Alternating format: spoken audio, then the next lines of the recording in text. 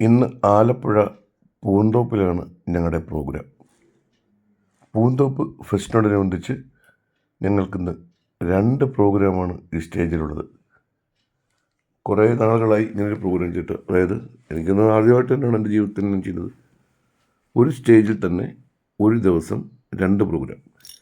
ആദ്യ പ്രോഗ്രാം 6 മണിക്കും രണ്ടാമത്തെ പ്രോഗ്രാം ഏകദേശം 9 മണിയോടുകൂടി ആരംഭിച്ചു.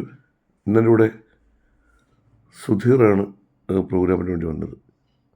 ഞങ്ങൾ പ്രോഗ്രാമിന് ചങ്ങനാശ്ശേരിയിൽ നിന്നും ലെഫ്റ്റ് കയറി കുട്ടനാട് വഴിയാണ് പോയത്. പക്ഷേ മഴ തോന്നി നിൽക്കുകയാണെങ്കിലും അത്യാവശ്യം റോഡിലൊക്കെ വെള്ളമുണ്ടായിരുന്നു. കുറച്ച് സ്ഥലങ്ങളെല്ലാം ഒരുപാട് വെള്ളം ഇങ്ങനെ കെട്ടിക്കിടക്കുകയാണ്. നല്ല വെള്ളം ഉണ്ടായിരുന്നു കേട്ടോ. പക്ഷേ വണ്ടി പോകുന്നതിന് ബുദ്ധിമുട്ടൊന്നും ഉണ്ടായില്ല. പിന്നെ തിരക്കും വലുതായിട്ടില്ലായിരുന്നു, തിരക്ക് കുറവായിരുന്നു. ഞങ്ങൾ ഏകദേശം ഒരു 5:30 മണിയോടുകൂടി ആലപ്പുഴ പൂന്തോട്ടം ഫെസ്റ്റ് നടക്കുന്ന സ്ഥലത്തെത്തി.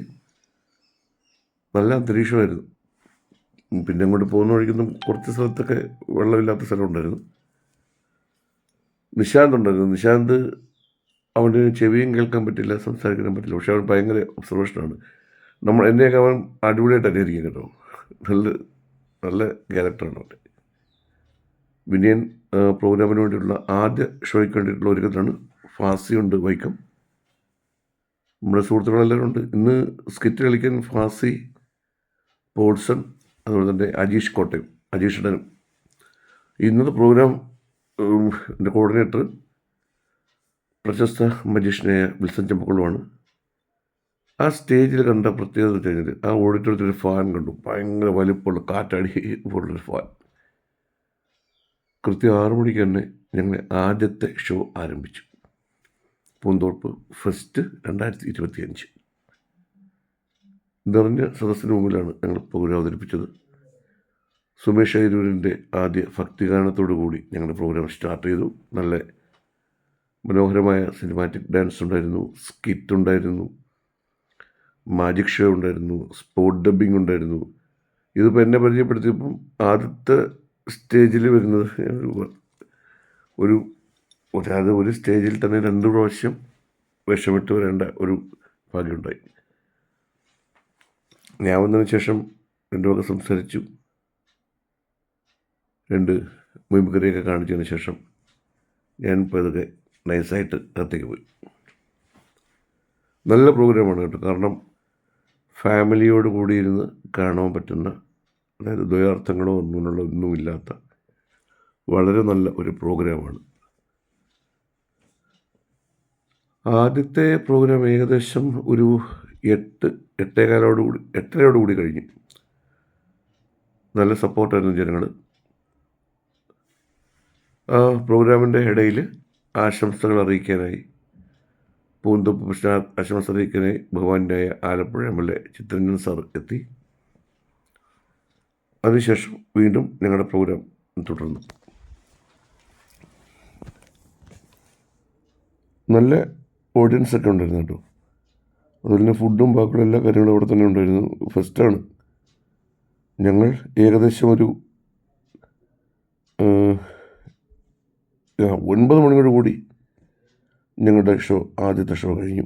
അതിനുശേഷം ഭക്ഷണമൊക്കെ കഴിച്ചു. ഭക്ഷണം അവർ നമ്മുടെ ഗ്രീൻ റൂമിലേക്ക് എത്തിക്കുന്നു. നല്ല ഒന്നാം തരം ചോറ്, മാമ്പഴ പുളിശ്ശേരി, അതുപോലെ തന്നെ ബീൻസിൻ്റെ തോരന്, നല്ല മുളകിട്ട സൂപ്പർ മീൻകറി, അതിനോടൊപ്പം തന്നെ ബീഫ് ഫ്രൈയും.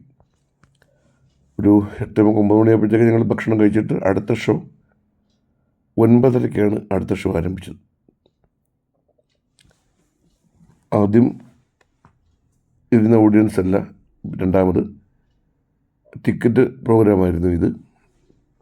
ആദ്യ ഷോയ്ക്ക് കണ്ടതിന് ശേഷം അവരെല്ലാം നല്ല അഭിപ്രായമൊക്കെ പറഞ്ഞതിന് ശേഷം പോയി. തുടർന്ന് രണ്ടാമത്തെ ഷോയ്ക്കുള്ള ആൾക്കാർ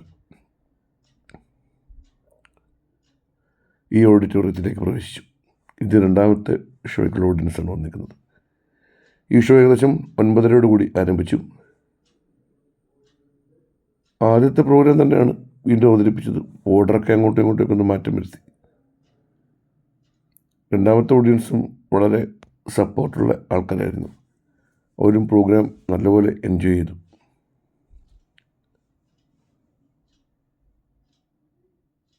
ഈ ഒരു ഷോ തീർന്നപ്പോഴത്തേക്ക് ഏകദേശം 11:30 12 മണിയോടുകൂടിയായി. 12 മണിയോടുകൂടിയാണ് ഷോ തീർന്നത്. ആദ്യത്തെ ഷോയിൽ ഒരു ഷർട്ടിട്ടു, രണ്ടാമത്തെ ഷോയിൽ ഇൻട്രൊഡക്ഷനൊക്കെ ഞാൻ വേറെ ഷർട്ടിട്ടാണ് കയറിയത്. ഒരു ഭാഗ്യമായിരുന്നു കേട്ടോ ഒരു ജീവിതത്തിൽ. അതായത് ഒരു സ്റ്റേജിൽ 2 ഷോ അവതരിപ്പിക്കുക 2 സമയങ്ങളിലായി.